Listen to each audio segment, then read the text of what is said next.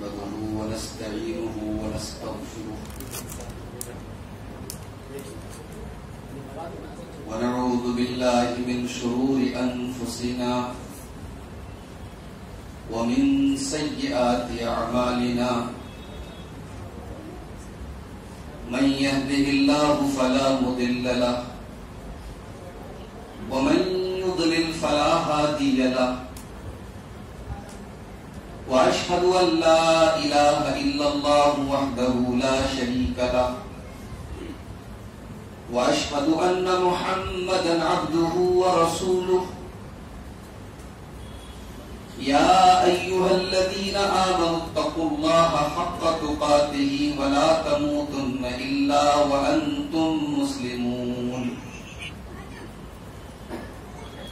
يا أيها الناس اتقوا ربكم الذي خلقكم من نفس واحدة وخلق منها زوجها وبث منهما رجالا كثيرا ونساء واتقوا الله الذي تساءلون به والأرحام إن الله كان عليكم رقيبا يا أيها الذين آمنوا اتقوا الله وقولوا قولا سديدا يصلح لكم أعمالكم ويغفر لكم ذنوبكم ومن يطع الله ورسوله فقد فاز فوزا عظيما أما بعد فإن خير الحديث كتاب الله وخير الهدي هدي محمد صلى الله عليه وسلم وشر الأمور محدثاتها وكل محدثة بدعة وكل بدعة ضلالة وكل ضلالة في النار.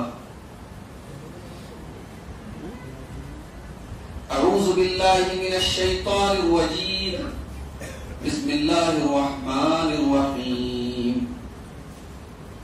ظهر الفساد في البر والبحر بما كسبت أيدي الناس ليذيقهم بعض الذي عملوا لعلهم يرجعون. صدر محترم، علماء کرام،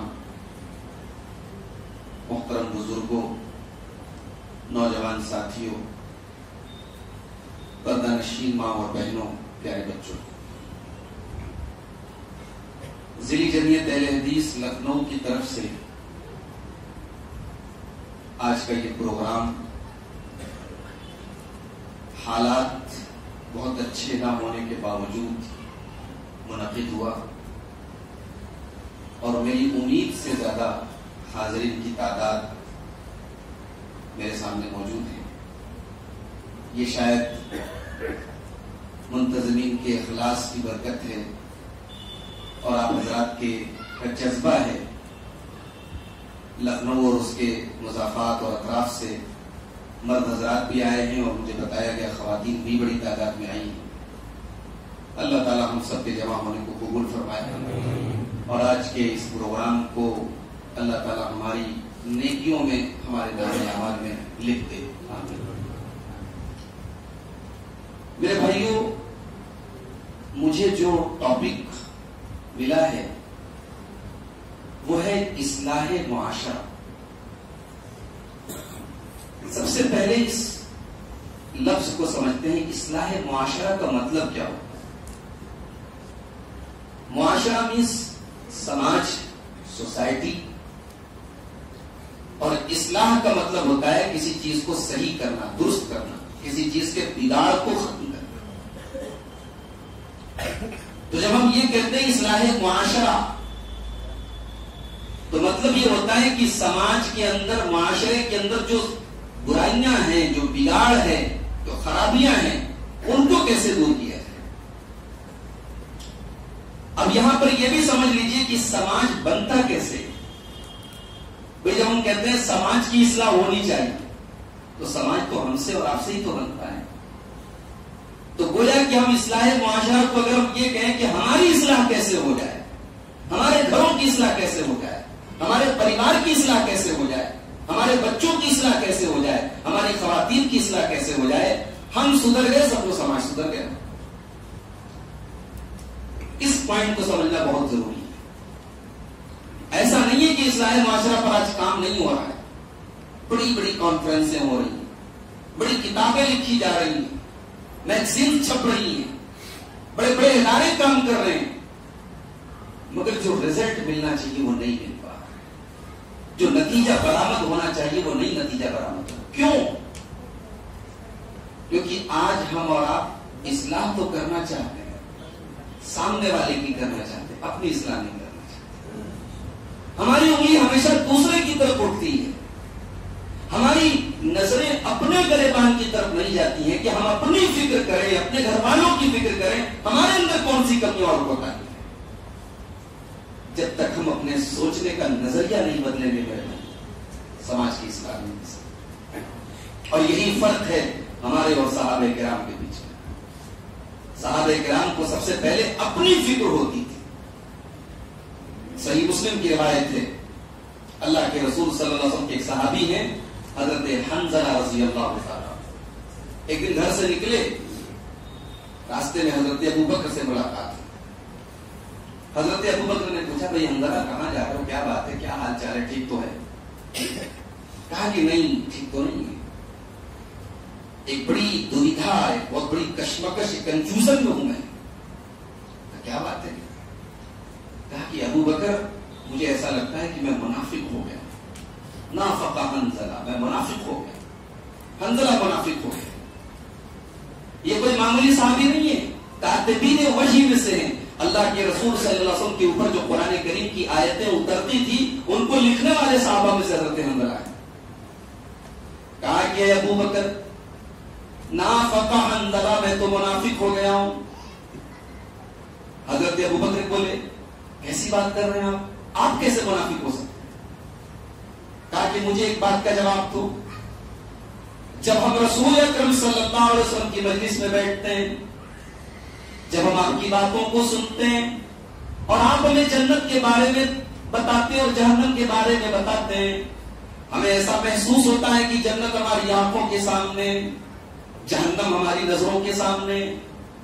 لیکن اے ابوبکر وَإِنَّا إِذَا عَافَسْنَا الْأَزْوَاجَ وَالْأَوْلَادَ وَالزَّيْعَاتِ، لیکن جب ہم گھروں میں چلے جاتے ہیں، بیوی بچوں کے ساتھ مشغول ہو جاتے ہیں، اپنے بزنس اور کاروبار میں لگ جاتے ہیں، اپنے کام دھندے میں لگ جاتے ہیں، اے ابوبکر ذرا ایمان سے بتاؤ اور یقین سے بتاؤ کہ پھر کیا وہ کیفیت باقی رہتی ہے؟ وہ کیفیت تو پھر باقی نہیں رہتی، پھر تو دل کی حالت بدل جاتی ہے۔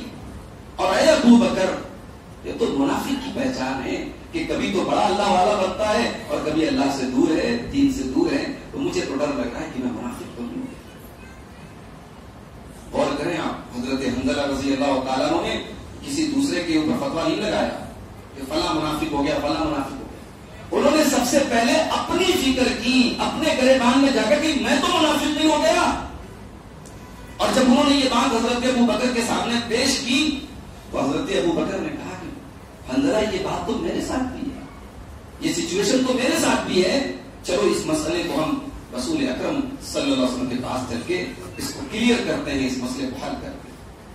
اور یہ دونوں صحابہ اللہ کے رسول کے پاس آئے اور اپنی بات اللہ کے رسول کے سامنے رکھی کہ اللہ کے رسول ایسا ایسا معاملہ ہے اور ہمیں ایسا لگتا ہے کہ ہم منافق ہو گئے۔ اللہ کے نبی نے فرمایا کہ نہیں، یہ غلط ہے، یہ سوچنے کا نظریہ غلط ہے۔ اے حنظلہ لو انکم تدومون علی ذالک، جب تم میری مجلس میں بیٹھتے ہو، جنت کی باتیں سنتے ہو، جہنم کی باتیں سنتے ہو، تمہیں ایسا محسوس ہوتا ہے کہ جنت تمہاری آنکھوں کے سامنے، جہنم تمہاری آنکھوں کے سامنے۔ اے حنظلہ اگر 24 گھنٹے وہی حالات تمہارے دل کے رہیں اور وہی کیفیت تمہاری رہے، لصافحتکم الملائکۃ فی طرقکم، تو تم اتنے بڑے متقی بن جاؤ گے، اتنے بڑے پرہیزگار بن جاؤ گے کہ فرشتے آ کر کے تم سے مصافحہ کرنے لگیں گے، تمہاری بیٹھکوں میں، تمہارے راستوں میں آ کر کے فرشتے تم سے مصافحہ کرنے لگیں گے۔ مگر یہ ممکن نہیں ہے، یہ پاسبل نہیں ہے، دل کی کیفیت ہمیشہ ایک جیسی نہیں رہتی ہے۔ ولیکن ساعتاً فساعتاً، دل کا معاملہ تو پل پل میں چینج ہوتا رہتا ہے. دل کے اندر کبھی ایمان بڑھ جاتا ہے, کبھی گھٹ جاتا ہے. اے حنظلہ, اس سے یہ اندازہ لگانا کہ میں منافق ہو گیا ہوں, یہ غلط اندازہ ہے. غور کریں میرے بھائیو, حضرت حنظلہ رضی اللہ تعالیٰ کو اپنی فکر. ہم سماج کی اصلاح کرنا چاہتے ہیں, اپنی اصلاح کرنا نہیں چاہتے. ہمیں سے ہر شخص اپنے بچوں سے پیار کرتا ہے, اپنی فیملی سے پیار کرتا ہے. ہمارے بچے کو, ہماری بیوی کو کوئی ہلکی سی تکلیف پہنچے ہم برداشت نہیں کرتے. لیکن کیا ہم اپنے دلوں پر ہاتھ رکھ کے سوچیں کہ اپنی فیملی اور اپنے پریوار کو جہنم کی آگ سے بچانے کے لیے بھی ہم اتنے ہی سینسیٹیو ہیں؟ باپ بیچارہ تہجد پڑھ رہا ہے, بیٹا عیاشیاں کر رہا ہے, ماں رات میں اللہ کی بارگاہ میں دعائیں کر رہی ہے, اور بیٹی بیراہ روی کی شکار ہے. باپ 5 وقت کا نمازی ہے, بیٹے کو کبھی ایک بار کہا بھی نہیں کہ بیٹا نماز کا ٹائم ہو گیا, اچھا تم میرے ساتھ نماز پڑھ. باپ اس کو اپنا فرض نہیں سمجھتا. سماج کی اصلاح ایسے نہیں ہوگی میرے بھائی. سماج کی اصلاح ایسے ہوگی کہ ہم سب سے پہلے اپنے اور اپنے پریوار کی فکر کریں.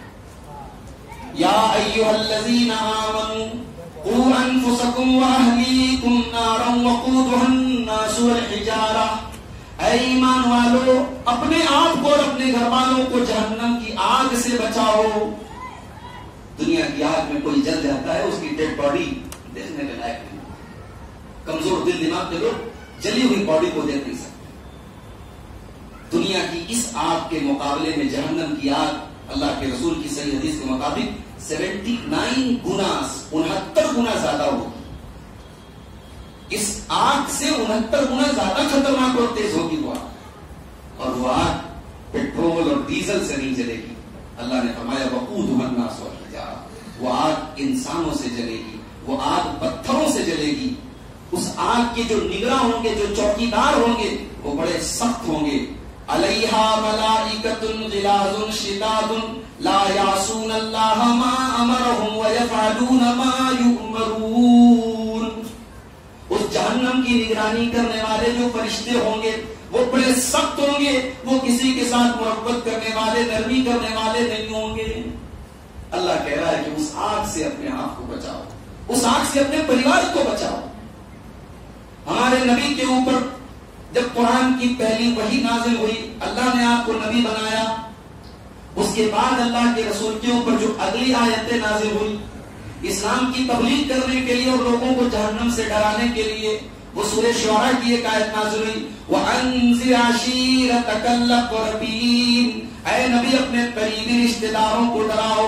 اے نبی اپنے گھر والوں کو, اپنے خاندان والوں کو, اپنے رشتہ داروں کو جہنم کی آگ سے ڈراؤ.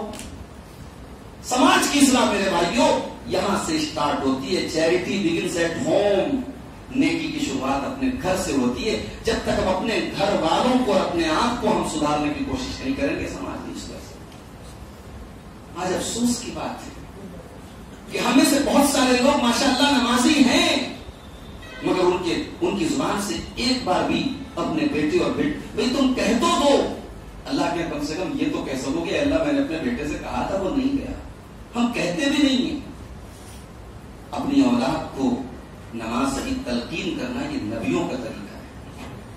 ابراہیم علیہ السلام جب اپنے معصوم بچے اسماعیل اور اپنی بیوی ہاجرہ کو چھوڑ کر جانے لگے مکہ میں, تو بڑا عجیب منظر ہے. وہ بچے کو بیوی کو چھوڑ کے جا رہے ہیں, پلٹ کے دیکھ بھی نہیں رہے.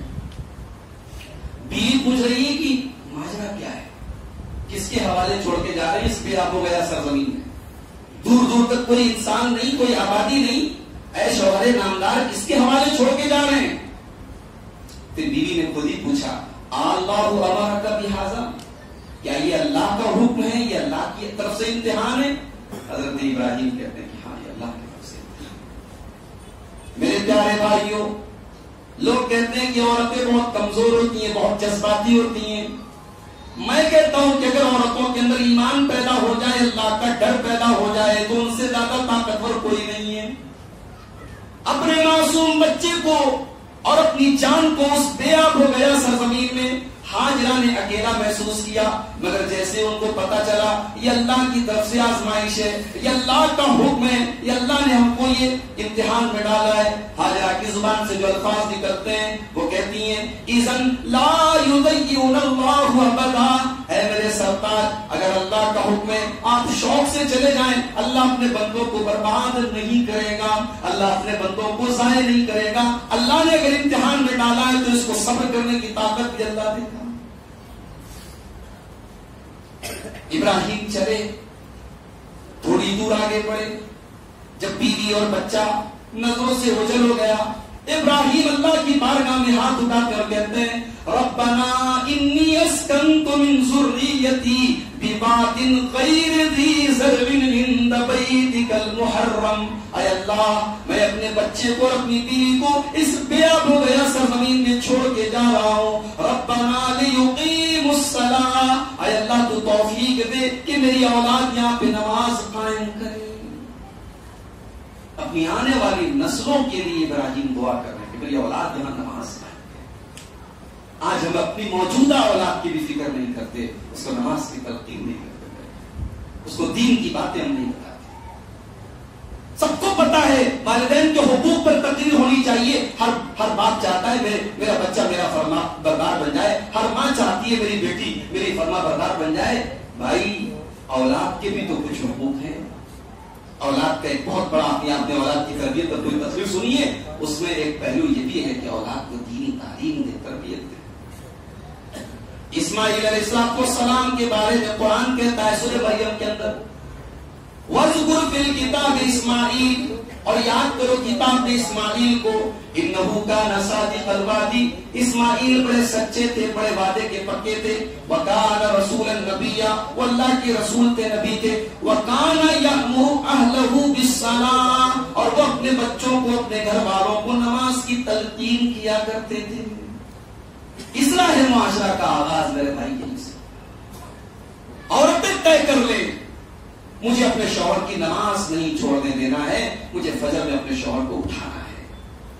مائیں طے کر لیں میں چاہے نماز پر کھڑی ہوں گی، میری بیٹی موبائل میں لگی رہے گی، میں برداشت نہیں کر سکتی، میں نماز کے ٹائم اپنی بچی سے بھی نماز پڑھاؤں گی۔ یہ طے کر لیں آپ، یہ آپ طے کر لیں کہ میں اپنے بچوں کو جہنم کی آگ میں جلنے نہیں دوں گا، میں اپنے بچوں کے ایمان کی، عقیدے کی، دین کی فکر کروں گا۔ یہ سوچ اگر پیدا کر لیں میرے بھائیوں، انشاءاللہ سماج سدھر جائے۔ بڑی پیاری حدیث ہے سنن نسائی کی، اللہ کے رسول صلی اللہ علیہ وسلم فرماتے ہیں، ہماری مائیں بہنیں خاص طور سے اس حدیث پر توجہ دیں۔ بھئی میاں بیوی کے رشتے میں بڑا عجیب و غریب رشتہ ہوتا ہے، بہت ساری باتیں شوہر بیوی سے منوا لیتا ہے، بیوی شوہر سے منوا لیتی ہے۔ اس محبت کا ایک ایگزامپل اس حدیث میں بتایا گیا۔ اللہ کے رسول کہتے ہیں رحم اللہ رجلا قام من اللیل، اللہ تعالیٰ کی رحمت نازل ہو، اللہ رحم کرے اس مرد کے اوپر جو رات میں اٹھ کر کے قیام اللیل کرتا ہے، تہجد پڑھتا ہے، وَأَيْقَظَ امْرَأَتَهُ، اور اپنی بیوی کو بھی اٹھاتا ہے، اپنی اہلیہ کو بھی اٹھاتا ہے، فَإِنْ أَبَتْ، اگر اس کی بیوی انکار کر دیتی ہے، نہیں اٹھتی ہے، نَضَحَ فِي وَجْهِ الْمَاء، تو اپنی بیوی کے چہرے پر پانی چھڑک دیتا ہے، پانی ڈال کر کے اپنی بیوی کو اٹھاتا ہے۔ اللہ، ایسی فیملی پیدا ہو جائے، ایسا پریوار ہمارے گھروں کا ہو جائے کہ شوہر بیوی کو تہجد کے لیے اٹھائے۔ چلو بھائی تہجد نہ صحیح، فجر کے لیے تو اٹھا سکتے ہو۔ اور یہ صرف مرد کا معاملہ نہیں ہے، آگے اللہ کے رسول کہتے ہیں وَرَحِمَ اللَّهُ امْرَأَةً قَامَتْ مِنَ اللَّيْلِ، اور اللہ کی رحمت نازل ہو اس عورت کے اوپر جو رات میں اٹھ کر کے تہجد پڑھتی ہے، وَأَيْقَظَتْ زَوْجَهَا، اور اپنے شوہر کو بھی اٹھاتی ہے۔ شوہر اگر انکار کر دیتا ہے، نَضَحَتْ فِي وَجْهِ الْمَاء، تو اپنے شوہر کے چہرے پر پانی ڈال کر کے چھڑک کر کے اٹھاتی ہے۔ تو یہ پہلا کام اصلاح معاشرہ کے لیے ہمیں کرنا پڑے کہ ہمیں اپنی اور اپنے گھر والوں کی اصلاح کی فکر کرنی ہے۔ دوسرا کام سماج کی اصلاح کرنا ہے۔ سماج کی اصلاح تب تک نہیں ہو سکتی جب تک عقیدے کی اصلاح نہ کی جائے۔ جس معاشرے میں شرک ہو رہا ہو، جس معاشرے میں اللہ کو چھوڑ کے غیروں کے دروں پہ پیشانیوں کو جھکایا جا رہا ہو، جس معاشرے میں اللہ کو چھوڑ کے غیروں سے اولاد مانگی جا رہی ہو، غیروں پہ بھروسہ کیا جا رہا ہو، اس معاشرے کی اصلاح نہیں ہو سکتی۔ شرک سے پاک کرنا ہوگا، توحید اپنے اندر پیدا کرنی پڑے گی، اس کے بغیر اصلاح نہیں ہو سکتی۔ اللہ کے پیارے نبی صلی اللہ علیہ وسلم حضرت معاذ بن جبل کو یمن بھیج رہے ہیں۔ اے معاذ، تمہیں میں یمن بہت بڑی ذمہ داری دے کر کے بھیج رہا ہوں، تم جہاں جا رہے ہو وہاں اہل کتاب رہتے ہیں، وہاں یہودی رہتے ہیں، وہاں عیسائی رہتے ہیں۔ فَلْيَكُنْ أَوَّلَ مَا تَدْعُوهُمْ إِلَيْهِ عِبَادَةُ اللَّهِ۔ اے معاذ، جب تم یمن میں جانا، تم لوگوں کو دعوت دینا، لوگوں کو تبلیغ کرنا، لوگوں کو دین کی باتیں بتانا، تو اے معاذ تم سب سے پہلے توحید کی باتیں کرنا، تم اللہ کی عبادت کی باتیں کرنا، سب سے پہلے تم لوگوں کا عقیدہ درست کرنا، اس کے بغیر اسلام نہیں ہو سکتا۔ الذين آمنوا ولم يلبسوا إيمانهم بظلم أولئك لهم الأمن وهم مهتدون۔ جو لوگ ایمان لائے اور انہوں نے اپنے ایمان کے ساتھ شرک کی ملاوٹ نہیں کی، ان کا ایمان شرک سے پاک رہا، وہی لوگ امن پائیں گے، دنیا میں بھی امن پائیں گے اور آخرت میں بھی امن پائیں گے۔ تو سب سے پہلی اور بنیادی چیز ہے کہ توحید ہماری درست ہونی چاہیے۔ آج افسوس کی بات ہے، کتنے مسلمان ہیں توحید کا مطلب نہیں جانتے، اور جب توحید کا مطلب نہیں جانتے تو وہ شرک کو بھی توحید سمجھ کے کرتے ہیں۔ ان کو پٹیاں پڑھائی گئی ہیں، ان کو جھوٹی مثالیں دی گئی ہیں، ان کو ان کے دماغ میں ڈالا گیا بھائی تو اللہ کے ولیوں کو نہیں مانتا، تو بزرگوں کو نہیں مانتا۔ شرک کو توحید کا نام دے دیا گیا، خیرت کو جنوں کا نام دے دیا گیا، جنوں کو خیرت کا نام دے دیا گیا۔ میرے پیارے بھائیو، تم شرک کو توحید بنانے کی مثالیں بیان کرتے ہو، اور میرا اللہ شرک کو ڈائنامائٹ کرنے کے لیے، شرک کو مٹانے کے لیے اور شرک کا رد کرنے کے لیے قرآن میں مثالیں دیتا ہے۔ سورہ حج کی آیت نمبر 73 اٹھاؤ، اللہ فرماتا ہے یا ایھا الناس ضرب مثل فاستمعوا له ان الذين تدعون من دون الله لن يخلقوا ذبابا۔ او لوگو، تمہارا پروردگار تمہارے لیے مثال بیان کر رہا ہے، بے شک تم اللہ کو چھوڑ کر کے جن کو پکارتے ہو، لن یخلقوا ذبابا، وہ اتنے بے بس اور کمزور ہیں، اتنی بڑی کائنات بنانا تو بہت دور کی بات ہے، اس کائنات کے اندر ایک بہت حقیر سی مخلوق ہے مکھی، وہ تمہارے غیر اللہ کو چھوڑ کر کے تم جن کو پکارتے ہو وہ ایک مکھی پیدا کرنے کی طاقت نہیں رکھتے۔ وَإِن يَسْلُبْهُمُ الذُّبَابُ شَيْئًا لَا يَسْتَنقِذُوهُ مِنْهُ، اور وہ تو اتنے بے بس اور کمزور ہیں، اگر مکھی کوئی چیز ان سے چھین کے لے کے چلی جائے تو وہ مکھی سے وہ سامان واپس نہیں لے سکتے۔ ضعف الطالب والمطلوب، کمزور سے مانگ رہا ہے، مانگنے والا بھی کمزور ہے اور جس سے مانگا جا رہا ہے وہ بھی کمزور ہے۔ میرا اللہ تو توحید کو ثابت کرنے کی مثالیں دے رہا ہے، میرا اللہ تو شرک اور مشرکوں کا رد کر رہا ہے، اور آج ہم افسوس کی بات ہے ہم کلمہ گو ہیں، ہم مسلمان ہیں، اور ہم اپنے شرک کو صحیح کرنے کی مثالیں دیتے ہیں۔ اللہ ہم پر رحم کرے۔ اللہ نے قرآن میں فرمایا وَمَا يُؤْمِنُ أَكْثَرُهُم بِاللَّهِ إِلَّا وَهُم مُشْرِكُونَ، میرے بندوں کی ایک بہت بڑی تعداد اللہ کے اوپر ایمان رکھتی ہے مگر ساتھ میں شرک بھی کرتی ہے۔ میرے بھائیوں، شرک سے اپنے آپ کو ہمیں بچانا ہے، اور توحید پر یہی ہماری پونجی ہے، یہ توحید ہی ہمارا کیپٹل ہے، ہمارے پاس کچھ نہیں ہے اس کے علاوہ۔ اللہ کے یہاں اگر توحید ہے تو ہمارا بیڑا پار ہے، اور توحید نہیں ہے ہماری ساری نیکیاں بیکار ہے۔ میرے بھائی، اللہ کے یہاں اللہ کے پیارے نبی قیامت کے دن شفاعت بھی اپنے گنہگار امتیوں کی جو کریں گے وہ شفاعت بھی توحید کی بیس پر ہوگی۔ توحید اگر نہیں ہے نبی شفاعت بھی نہیں کریں گے۔ وہ کہتے ہیں نا نبی کا دامن تھام لیں گے، بھائی نبی کا دامن تبھی ملے گا جب توحید آپ کے پاس ہو۔ بڑی پیاری حدیث ہے صحیح بخاری اور صحیح مسلم کے اندر، ابو ہریرہ رضی اللہ تعالیٰ عنہ اللہ کے رسول کے پاس آتے ہیں اور سوال کرتے ہیں، اے اللہ کے رسول من اسعد الناس بشفاعتک یوم القیامہ، اے اللہ کے رسول وہ کون سا خوش نصیب انسان ہے جس کی آپ قیامت کے دن شفاعت فرمائیں گے، جس کو آپ کی شفاعت نصیب ہوگی۔ نبی اکرم بہت خوش ہوئے اس سوال پر۔ ہمارے یہاں تو کہیں کہیں ایسا ماحول ہے کہ مولوی صاحب سے پیر صاحب سے کوئی سوال کرتے تو مرید لوگ ناراض ہو جاتے ہیں، ہمارے پیر صاحب سے سوال کیا جا رہا ہے۔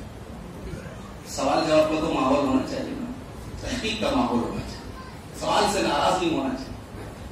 حضرت ابو ہریرہ کے اس سوال پر اللہ کے رسول بہت خوش ہوئے اور آپ نے دعا دی حضرت ابو ہریرہ، کہا کہ ابو ہریرہ مجھے یقین تھا یہ سوال تم ہی کرو گے، مجھے یقین تھا یہ سوال تم ہی کرو گے. کیوں؟ لما رأيت من حرصك على الحديث، کیونکہ تمہارے اندر حدیث کو سیکھنے کی طلب پائی جاتی ہے، حدیث کی حرص پائی جاتی ہے. اللہ وہ حرص ہمارے اندر بھی پیدا فرمائے، اللہ وہ طلب ہمارے اندر بھی پیدا فرمائے. جس کو حدیث کی طلب پیدا ہوتی ہے نا، وہ قیامت کے دن کامیابی کے سوالات کرتا ہے.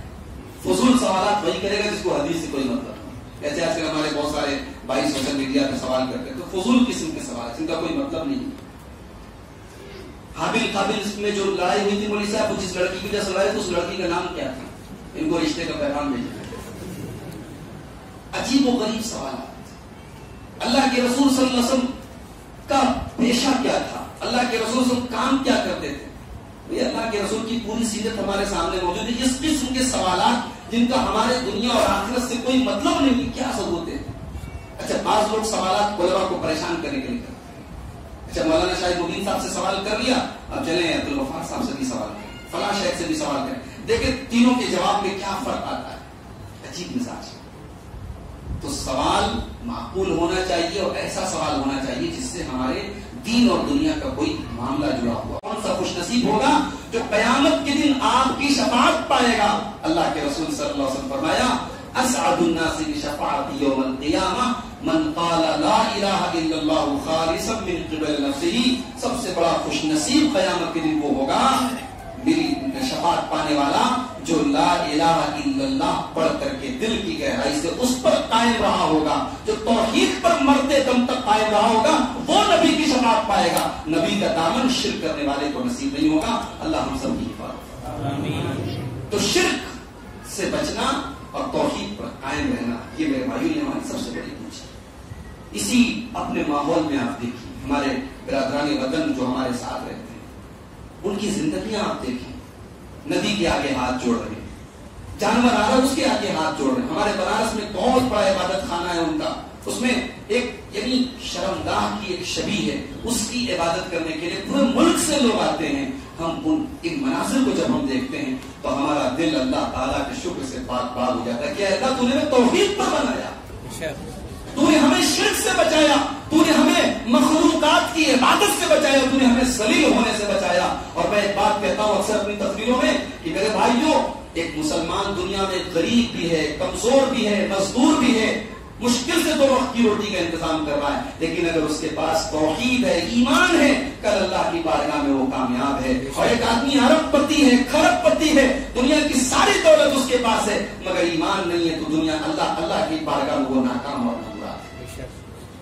تو یہ ہمیں اور آپ کو یہ کام کرنا پڑے گا کہ توحید کو اپنے درست کرنا پڑے گا اور شرک سے اپنے آپ کو بچانا پڑے گا، اگر ہم یہ چاہتے ہیں کہ اصلاح معاشرہ. آگے بڑھتے ہیں. اصلاح معاشرہ کا جو نیکسٹ اسٹیپ ہے، جو اگلا قدم ہے، معاشرے کی اصلاح کرنا چاہتے ہیں تو ہمیں اور آپ کو سنت رسول کو تھامنا ہوگا. ہم زندگی کے تمام معاملات میں یہ دیکھیں کہ ہمارے نبی کا طریقہ کیا تھا، ہمارے نبی کی سنت کیا تھی، اور سنت کا اپوزٹ ہے بدعت. ہمیں سنت کو تھامنا ہے اور بدعت سے بچنا ہے. اگر میرے نبی کہہ دیں کہ نماز پڑھو تو نماز پڑھنا سنت ہے، اور میرے نبی نے نماز پڑھنے سے منع کر دیا تو نماز پڑھنا حرام ہے. میرے نبی کہتے ہیں کہ روزہ رکھو تو روزہ رکھنا عبادت ہے، اور میرے نبی کہتے ہیں روزہ مت رکھو تو روزہ رکھنا حرام ہے. بھئی بقرعید کا تہوار آتا ہے، عید الاضحیٰ کا تہوار آتا ہے، ہم اور آپ جانوروں کی قربانی کرتے ہیں، نماز کے پہلے کرتے ہیں یا بعد میں کرتے ہیں؟ بھئی لکھنؤ والے پہلے نہیں کرتے ہیں، بعد میں کرتے ہیں. پہلے کر لیں تو کیا حرج ہے؟ پہلے کر لیں تو کوئی حرج ہے؟ اللہ کے رسول صلی اللہ علیہ وسلم فرمایا کہ من ذبح قبل الصلاۃ، جس نے عید الاضحیٰ کی نماز کے پہلے قربانی کر دیا تو اس کو قربانی کا ثواب نہیں ملے گا. اس نے اپنے گھر والوں کو گوشت کھلایا، اس کو قربانی کا ثواب نہیں. ذرا سی ٹائمنگ چینج ہو رہی ہے، پروسیس سیم ہے، جانور ہٹا کٹا ہے، اللہ کا نام لے کے ذبح کر رہے ہیں، کسائی بہت معقول ہے، گوشت کی بوٹی برابر بنا رہا ہے، مگر بھائی ثواب قربانی کا نہیں ملے گا کیونکہ سنت کے مطابق نہیں. تو دین اتباع رسول کا نام ہے، دین نبی کی سنت پر چلنے کا نام ہے، اپنے دماغ سے کھچڑی پکانے کا نام نہیں ہے. رجب کا مہینہ آیا، ہماری بہت ساری عورتیں ہزاری روزہ رکھتی ہیں، ان کے گروپ پٹی پڑا دی، یہ روزہ رکھو گی تو 1000 روزے کا ثواب ملے گا. اچھا کیوں ملے گا؟ بولے 27 رجب کو اللہ کے رسول کو معراج ہوئی تھی. فار یور کائنڈ انفارمیشن میں آپ کو بتا دوں کہ نبی اکرم کی معراج کس سال میں ہوئی یہ بھی متفق علیہ نہیں ہے، روایات میں بہت اختلاف ہے. کس سال میں ہوئی اس میں اختلاف ہے، کس مہینے میں ہوئی اس میں اختلاف ہے، کس تاریخ میں ہوئی اس میں اختلاف ہے. بھائی لوگوں نے 27 رجب کو فکس کر لیا. 27 رجب کو نبی کے معراج کی خوشی میں روزہ رکھا جا رہا ہے. تو یہ روزہ یہ سنت نہیں ہے، یہ بدعت ہے، اور اس پر 1000 روزے کا ثواب نہیں ملے گا، الٹے ہمیں کفال پڑ جائے گا اور ہمارے ذمے جو ہے لینے کے دینے پڑ جائے گا. عبداللہ بن مسعود رضی اللہ تعالیٰ عنہ مسجد میں پہنچے، دیکھا کچھ لوگ حلقہ بنا کر کے گھیرا بنا کر کے تسبیح پڑھ رہے ہیں. ایک آدمی بیچ میں بیٹھا ہے، باقی لوگ گھیرا بنا کے بیٹھے ہیں. اب وہ کہتے چلو پڑھو اللہ اکبر، تو سب کے آگے کنگریاں رکھی ہیں، وہ اٹھا کے اللہ اکبر اللہ اکبر اللہ اکبر تسبیح پڑھ رہے ہیں. تو عبداللہ بن مسعود بہت بڑے صحابی ہے، پوچھا بھائی کیا کر رہے تم لوگ؟ کہا کہ حضرت ہم لوگ تو بس اللہ تعالیٰ کی تسبیح کر رہے ہیں، گن رہے ہیں، شمار کر رہے ہیں. کہا کہ اے لوگوں تم اپنے گناہوں کو شمار کرو، نیکیوں کو شمار کرنے کی ضرورت نہیں ہے.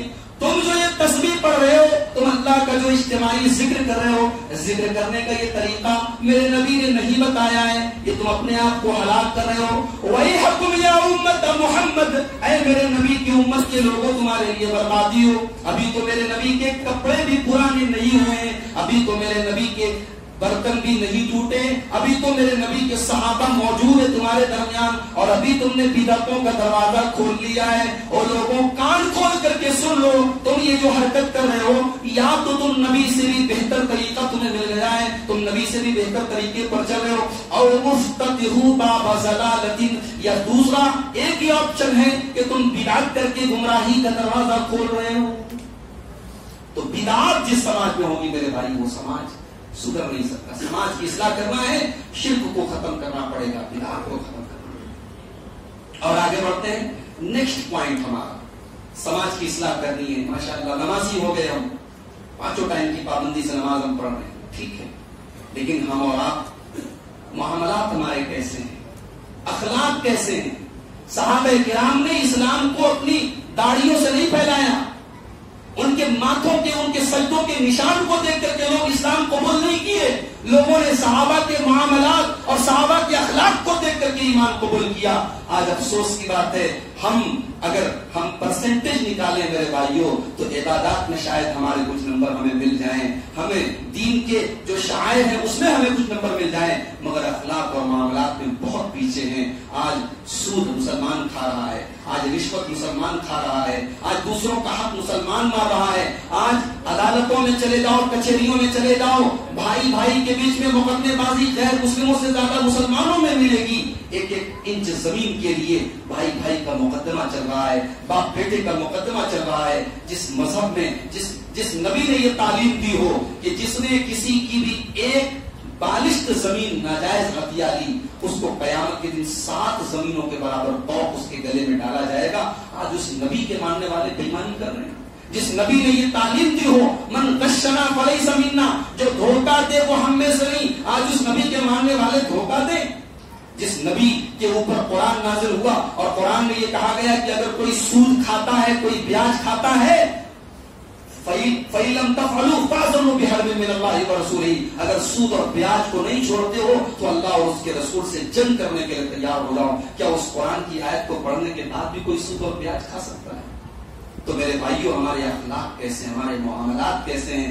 ان دونوں کی اصلاح جب تک ہم نہیں کریں گے، اپنے اخلاق کو نہیں سدھاریں گے اور اپنے معاملات کو نہیں سدھاریں گے، سماج کی اصلاح نہیں ہو سکتی. اللہ کے پیارے نبی فرماتے ہیں، ترمذی کی صحیح روایت ہے، ما من شیء یوضع فی المیزان، اللہ کے یہاں قیامت کے دن میزان عمل پر ترازو کے اوپر، اللہ کے یہاں جو عمل کو تولنے والا ترازو ہوگا، اس ترازو کے اوپر سب سے وزندار چیز سب سے بھاری چیز اگر کوئی ہوگی، من حسن الخلق، وہ آدمی کا اخلاق ہوگا. آپ کا بہترین اخلاق، آپ کی بہترین گفتگو، آپ کی سچائی، آپ کی ایمانداری، آپ کی دیانتداری، آپ کی سچائی، یہ قیامت کے دن آپ کے میزان عمل پر سب سے وزندار ہوگی. میرے پیارے بھائیوں، ابھی اپریل کا مہینہ شروع ہوا.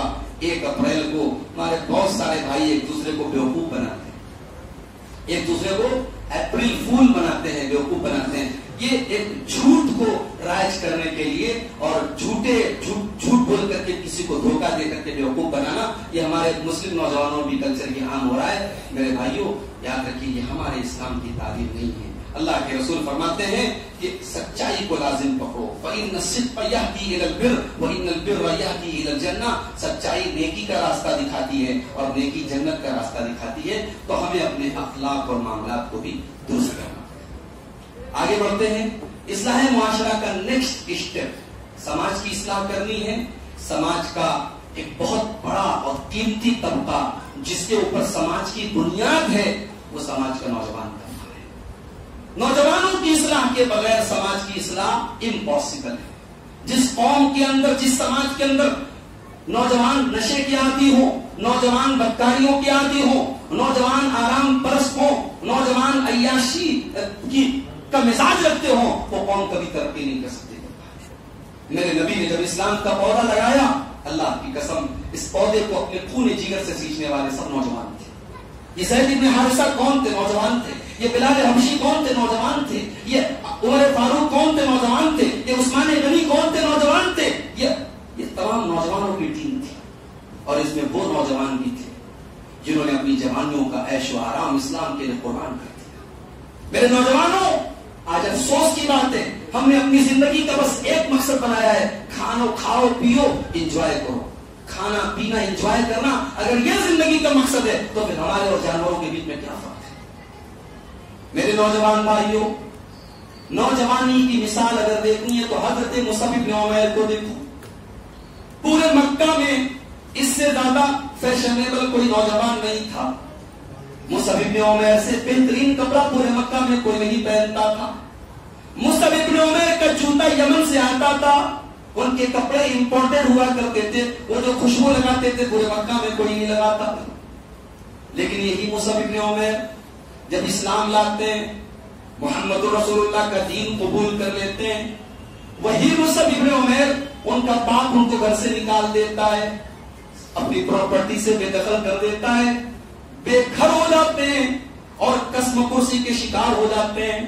اور وہی مصعب بن عمیر جو کل تک مکہ کی گلیوں میں سب سے قیمتی کپڑے پہن کر کے چلا کرتے تھے، صحابہ کرام دیکھتے ہیں کہ وہی مصعب بن عمیر آج پھٹے پرانے میلے کچیلے پیوند لگے کپڑے پہن کر کے مکہ کی گلیوں میں چلتے ہیں. اسلام کے لیے اپنا عیش و آرام انہوں نے ترک کر دیا. اپنے ماں باپ کے گھر میں جو سکون مل رہا تھا اسلام کے لیے قربان کر دیا. اور جانتے ہو مصعب بن عمیر اللہ کے نبی کو اتنا مانتے تھے، اتنا چاہتے تھے کہ جب اللہ کے نبی کے ہاتھوں پر مدینہ کے کچھ لوگوں نے بیعت کر کے اسلام قبول کیا تو نبی اکرم نے اپنے صحابہ میں مصعب بن عمیر کو سلیکٹ کیا کہ اے مصعب تم جاؤ اور مدینہ کے اندر جا کر کے تم اسلام کی تبلیغ کرو، کیونکہ مدینہ کے لوگوں کے دل کے اندر اسلام قبول کرنے کی کیپیسٹی موجود ہے. تم جا کر کے وہاں اسلام پر کام کرو. اللہ کے رسول صلی اللہ علیہ وسلم نے اپنا ایمبیسڈر بنا کر کے، اپنا سفیر بنا کر کے حضرت مصعب بن عمیر کو مدینہ بھیجا. اور ان کی محنت سے، ان کی تبلیغ سے، ان کی کوشش سے بہت کم ٹائم میں مدینہ کے اندر ایک بڑی تعداد میں لوگ اسلام قبول کر دیتے ہیں. اس کے بعد جب اللہ کے نبی مدینہ پہنچتے ہیں تو حضرت مصعب بن عمیر ہر موقع پر اپنے نبی کے ساتھ ہوتے ہیں. اور یہی مصعب بن عمیر غزوہ احد میں اللہ کی راہ میں لڑتے ہوئے شہید ہو جاتے ہیں. اور جب یہ شہید ہوتے ہیں میرے پیارے ساتھیوں، یہ مصعب بن عمیر جو اپنے زمانے میں مکہ کا سب سے قیمتی کپڑا پہنتا تھا، جب غزوہ احد میں شہید ہوئے ہیں، تاریخ اور حدیث کی کتابیں ہمیں بتاتی ہیں کہ مصعب بن عمیر کی پراپرٹی میں، ان کے ترکہ میں صرف ایک چادر تھی جو وہ چھوڑ کے گئے تھے. صرف ایک چادر تھی. اور جب اس چادر میں ان کو کفنایا جا رہا تھا تو جو کہ ہائٹ ان کی زیادہ تھی، وہ چادر تنگ پڑ گئی اور سر کو ڈھانپا جا رہا ہے تو پیر کھل جاتا ہے، پیر کو ڈھانپا جاتا ہے، سر کھل جاتا ہے. ان کے سر کو ڈھانپا گیا چادر سے اور پیر پر اللہ کے رسول صلی اللہ علیہ وسلم نے اذخر نام کی ایک گھاس ہوتی تھی مکے میں، مدینے میں، اس گھاس کو جو ہے اللہ کے نبی نے گھاس کے ذریعے کو ڈھانپ کر کے کفنایا ہے. یہ نبی کے صحابہ تھے، یہ ان کی نوجوانیاں تھی. یہ میرے بھائیوں آج ہمارا نوجوان کہاں ہے؟ آج اصحاب کہف کے جیسے نوجوان کہاں ہیں جنہوں نے بادشاہ وقت کے سامنے کھڑے ہو کر کے کہا کہ ہم اپنے رب کے ساتھ شرک نہیں کر سکتے، تجھے جو کرنا ہے کر لے. ہم اقرار کرتے ہیں کہ ہم اپنے رب کے ساتھ شرک نہیں کریں گے. بادشاہ کی آنکھوں میں آنکھیں ڈال کر توحید کا اعلان کرنا اور شرک کی مذمت کرنا یہ اصحاب کہف جیسے نوجوانوں کا کام تھا. آج ابراہیم کے جیسے نوجوان کام ہیں جنہوں نے اپنی قوم کے بتوں کو جا کے توڑا اور قوم کے سامنے کھڑے ہو کر کے کہا کہ ہاں بتاؤ تم اپنی شرک کی دلیل دو, میں اپنی توحید کی دلیل دیتا ہوں. میرے پیارے ساتھیوں, آج ایسے نوجوان ہماری سوسائٹی میں کہاں ہیں؟ آج ہمارے نوجوانوں کی زندگی کا کوئی ٹارگیٹ نہیں, کوئی مقصد نہیں. کھاؤ پیو موت کرو مستی کرو, ختم ہو جانا ہے. یاد رکھو یہ جوانی اللہ کی بہت عظیم نعمت ہے, یہ جوانی اللہ کی بہت عظیم نعمت ہے اور اس نعمت کا حساب ہمیں اللہ کے یہاں دینا پڑے گا. اور اللہ کے رسول کی وہ حدیث میں اکثر بیان کرتا ہوں, نبی اکرم نے فرمایا قیامت کے دن 5 سوال کیے جائیں گے. 5 سوالوں کا جواب دیے بغیر تم ہل نہیں سکتے, ٹس سے مس نہیں ہو سکتے. ان 5 سوالوں میں ایک سوال یہ بھی ہوگا وَعَنْ شَبَابِهِ فِيمَا أَبْلَىٰ, میرے بندے ہم نے تجھے جو جوانی کا پیریڈ دیا تھا, جو جوانی کا دور دیا تھا, جو کچھ کرنے کا دور تھا, جو اللہ کو راضی کرنے کے لیے تو کچھ محنت کر سکتا تھا, تو نے جوانی کو کہاں گزارا؟ میرے بھائیوں اپنی جوانیوں کو سدھار لو, اپنی جوانیوں کی اصلاح کرو. اور آج میں اکثر ایک بات کہتا ہوں کہ آج ہمارے نوجوانوں کو اپنی جوانی کو بچانا زیادہ بڑا چیلنج ہے. صحابہ کے دور میں اتنا بڑا چیلنج نہیں تھا جتنا بڑا آج چیلنج ہے, کیونکہ آج سوشل میڈیا موجود ہے, آج فیس بک موجود ہے, آج واٹس ایپ موجود ہے. آج ہمارے نوجوانوں کے اخلاق کو خراب کرنے اور انہیں غلط ٹریک پر ڈالنے والی ہزاروں چیزیں موجود ہیں. ان چیزوں کے درمیان رہ کر کے بھی ہمیں اپنے آپ کو اپنی جوانی کو بچانا ہے. اور رسول اکرم کی وہ حدیث ہمیشہ اپنے سامنے رکھو کہ تنہائی میں اگر ہم نے گناہ کیے ہوں گے, اکیلے میں اگر ہم نے اللہ کو ناراض کرنے والے کام کیے ہوں گے, ہماری نمازیں برباد ہو جائیں گی, ہمارے روزے برباد ہو جائیں گے. اللہ کے نبی فرماتے ہیں قیامت کے دن میرے کچھ امتی آئیں گے جو بہت بڑی بڑی نیکیاں لے کر کے آئیں گے, لیکن اللہ تبارک و تعالیٰ ان کی نیکیوں کو اڑا دے گا, ختم کر دے گا. حضرت ثوبان رضی اللہ تعالیٰ عنہ حدیث کے راوی ہیں, انہوں نے پوچھا ہے اللہ کے رسول وہ کون بد نصیب لوگ ہوں گے جو نیکیوں کا پہاڑ لے کر کے آئیں گے لیکن اللہ تعالیٰ ان کی نیکیوں کو ختم کر دے گا, ان کی نیکیوں کو ڈسٹرائے کر دے گا, برباد کر دے گا. اللہ کے پیارے نبی نے فرمایا اے ثوبان وہ تمہارے ہی جیسے لوگ ہوں گے, وہ کلمہ گو ہوں گے, وہ مسلمان ہوں گے, وہ نمازی ہوں گے, وہ روزہ رکھنے والے ہوں گے, وَلَكِنَّهُمْ إِذَا خَلَوْا بِمَحَارِمِ اللَّهِ انْتَهَكُوهَا, لیکن وہ تنہائی میں اکیلے میں غلط کام کریں گے, ان کی تنہائی گناہوں سے آلودہ ہوگی. میرے بھائی آج اس موبائل نے ہماری تنہائیوں کو گناہوں سے آلودہ کر دیا, آج سوشل میڈیا نے ہمارے لڑکے اور لڑکیوں کی تنہائیوں کو گناہوں سے آلودہ کر دیا. آج واٹس ایپ کی ایک چیٹنگ اور فیس بک کی ایک چیٹنگ ایک نوجوان لڑکے اور لڑکی کو بدکاری تک لے کے چلی جاتی ہے, زناکاری تک لے کے چلی جاتی ہے. ہمیں ان چیلنجز کو فیس کرنا پڑے گا اور ہمیں اپنی جوانی کی حفاظت کرنی پڑے گی اور جوانی کو اللہ کی رضا کے کاموں میں گزارنا پڑے گا. یاد رکھو میرے بھائی جوانی میں اللہ کی بارگاہ میں جو سجدہ کیا جاتا ہے اس سجدے کی جو ویلو ہے اللہ کی نظر میں, جو قیمت ہے اللہ کی نظر میں, وہ بوڑھے آدمی کے سجدے کی نہیں ہے, بڑھاپے کی عبادت کی وہ قیمت نہیں ہے. کل قیامت کا دن ہوگا, اللہ کا سورج 1 میل کی دوری پر ہوگا, پوری دنیا گرمی سے بے حال ہوگی. اللہ اپنے کچھ خوش نصیب بندوں کو اپنے عرش کا سایہ دے گا. ان خوش نصیب بندوں میں ایک بندہ وہ بھی ہوگا وَشَابٌ نَشَأَ فِي عِبَادَةِ اللَّهِ, وہ نوجوان جس کی جوانی اللہ کی عبادت میں ہو سکے. اور جب نوجوانوں کی بات آئی ہے تو میں نوجوانوں کے جو گارجین حضرات ہیں ان سے بھی گزارش کروں کہ اللہ کے واسطے نکاح کو آسان کرو, نکاح کو آسان کرو, بچے اور بچیوں کی صحیح وقت پر شادی کرو. کل میرے پاس واٹس ایپ پر ایک لڑکے کا میسج آیا, وائس میسج اس نے کیا, روتے ہوئے کہا میں شادی کرنا چاہتا ہوں, میرے ماں باپ میری شادی نہیں کر رہے ہیں. حالانکہ ایسا کوئی مسئلہ نہیں ہے, کوئی فائنینشیل پرابلم نہیں ہے, شادی کر سکتے ہیں. میرے سامنے زنا اور بدکاری کا راستہ کھلا ہوا ہے. اس نے مجھ سے کہا کہ آپ میرے والد سے بات کریں. اس طریقے کے حالات بہت سارے گھروں میں ہیں. لڑکوں کی بھی شادیاں ہم وقت پر نہیں کر رہے ہیں, لڑکیوں کی شادیاں بھی ہم وقت پر نہیں کر رہے ہیں. وجوہات بہت ساری ہیں, اس میں سے بہت بڑی وجہ جہیز ہے, بارات ہے, لمبے چوڑے خرچ ہیں. اور افسوس کی بات یہ ہے کہ یہ ہم لوگ کر رہے ہیں. جو ہمارا دعویٰ ہے کہ ہم کتاب و سنت پر چلنے والے ہیں, اور الحمدللہ ہمارا یہ صرف دعویٰ نہیں ہے, ہم جب نماز پڑھتے ہیں تو ہم کوشش کرتے ہیں کہ ہماری نماز ایگزیکٹ رسول اکرم صلی اللہ علیہ وسلم کی سنت کے مطابق ہو. ہم روزہ رکھتے ہیں, ہم حج کرتے ہیں, ہم زکات دیتے ہیں, ہم زندگی کے تمام معاملات میں ہم کوشش کرتے ہیں کہ ہم سنت رسول پر چلیں. لیکن میرے بھائیوں افسوس کی بات ہے جب ہم شادی بیاہ کا معاملہ آتا ہے ہم سنت پر نہیں چلتے, ہم رسم و رواج پر چلتے ہیں. ہمارے یہاں اگر رواج ہے جہیز کا, ہمارے یہاں رواج ہے بارات کا, ہم یہ رواج توڑ نہیں सकते, हम इस रिवाज को तोड़ने की हिम्मत नहीं करते। खत्म करो इन रिवाजों को, खत्म करो इस जहेज को जो आज हमारी बच्चियों की जान ले रहा है। आज बड़ा लेटेस्ट मामला है, हमारी एक बहन अहमदाबाद में साबरमती नदी में कूद करके उसने जान दे दी, उसने खुदकुशी कर ली। हम उसकी खुदकुशी को जस्टिफाई नहीं कर सकते, हम ये कभी नहीं कह सकते उसने खुदकुशी करके सही काम किया, मगर हमें और आपको इस पर गौर करना पड़ेगा कि उसने ये कदम क्यों उठाया, क्या फैक्टर्स थे, क्या असबाब थे। अगर हम इसकी तह में जाएंगे तो समझ में आएगा कि जहेज भी बहुत बड़ी वजह है इन सारे मामलात में। मेरे भाइयों, हमारे नबी तो रस्म रिवाज को तोड़ने आए थे, हमारे नबी तो रस्म रिवाज की बेड़ियों से आजाद करने आए थे। उस नबी का कलमा पढ़ के, उस नबी से मोहब्बत का दावा करके हम रस्म रिवाज की बिना पर अपने समाज में हमने निकाह को मुश्किल बना दिया। और आज अफसोस की बात है कि इस जहेज की वजह से आज लड़कियां बाप के लिए बोझ बन गई हैं। गरीब बाप के सीने पर उसकी जवान बेटी बोझ है,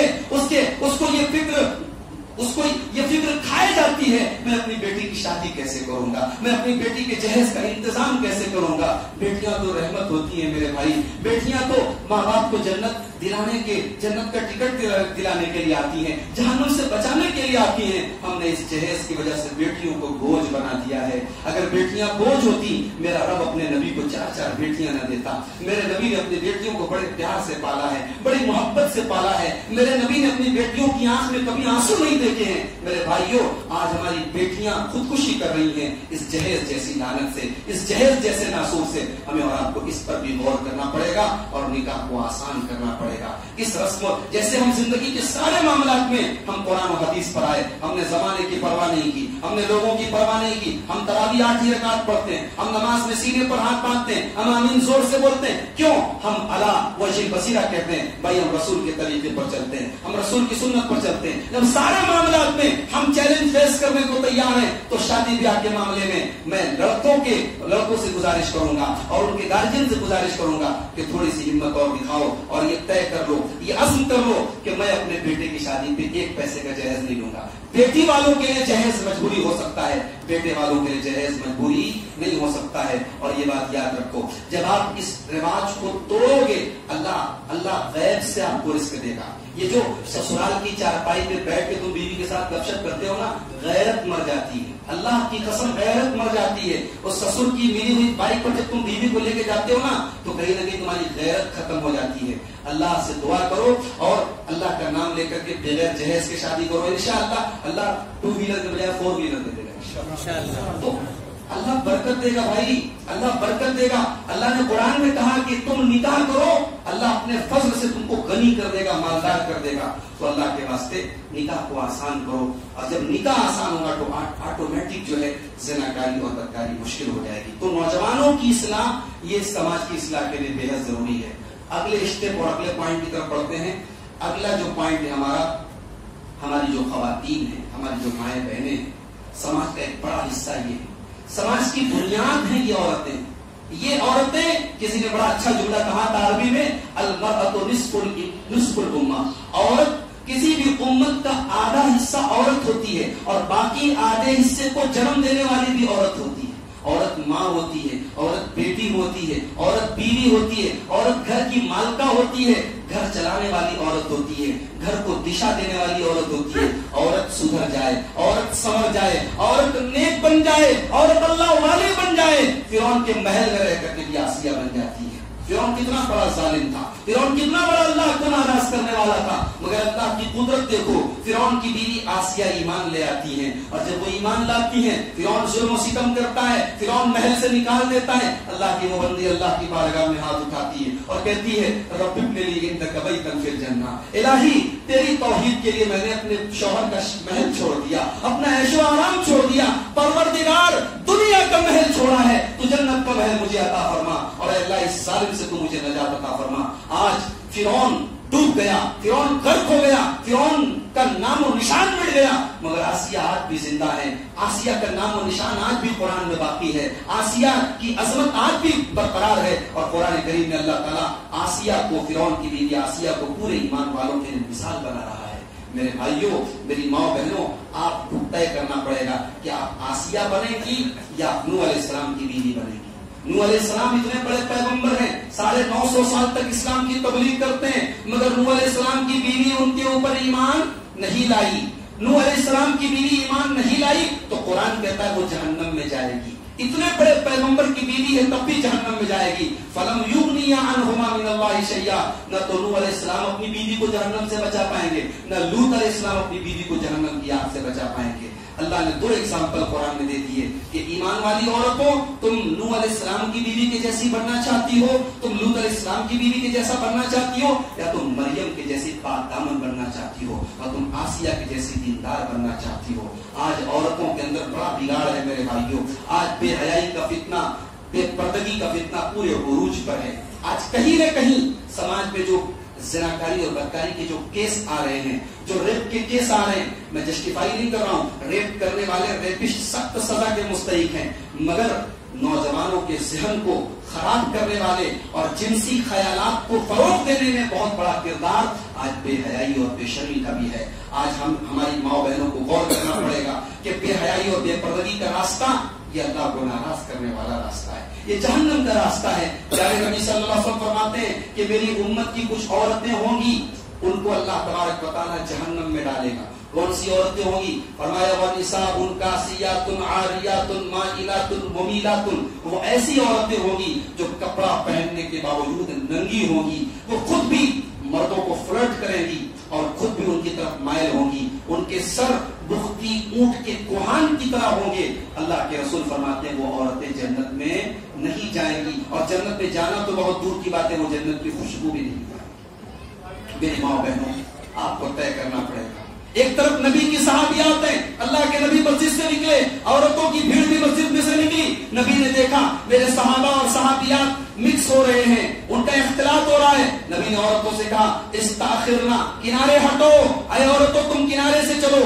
फइन्ना लैसा लकुन्ना अन तहकुकना तरीक, बीच रास्ते से चलना औरतों का काम नहीं है, तुम किनारे से चलो। नबी की जुबान से एक बार औरतों ने जुमला सुना।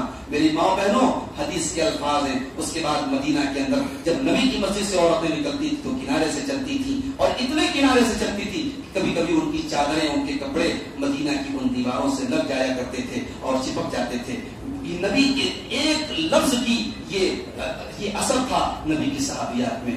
आज अगर हमारी औरतें नेक बन जाएं, एक अच्छी माँ पैदा हो जाए, एक अच्छी बीवी समाज में आ जाए, एक अच्छी बेटी समाज में आ जाए, घर जन्नत बन जाएगा मेरे भाई।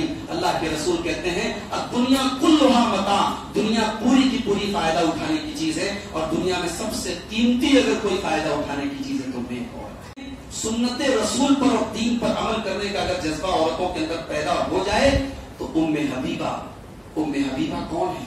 अल्लाह के रसूल की बीवी है, ये हजरत मुआविया की बहन है, अल्लाह के रसूल की बीवी है। मैं इनका एग्जाम्पल आपको देना चाहता हूँ, खासतौर से अपनी माँ बहनों को।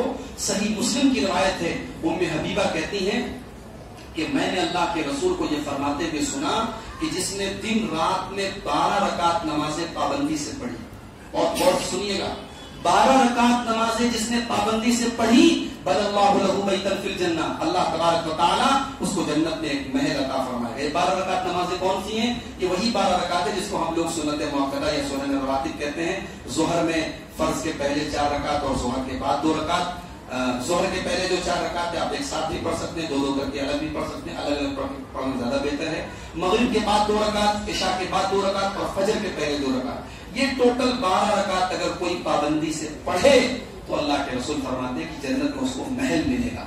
अब गौर से सुनना, उम्मे हबीबा रज़ी अल्लाह तआला अन्हा ये हदीस बयान करने के बाद कहती है, मुस्लिम की रिवायत है, फमा तरक्तुहुन्ना मुन्ज़ु समिअतुहुन्ना मिन रसूलिल्लाहि सल्लल्लाहु अलैहि वसल्लम, जब से मैंने अल्लाह के रसूल की जुबान से ये हदीस सुनी है, ये 12 रकात नमाज मैंने कभी नहीं छोड़ी, ये 12 रकात नमाज मैंने कभी नहीं छोड़ी है। ये कौन कह रहा है? एक औरत कह रही है, खातून कह रही है, नबी की बीवी कह रही है।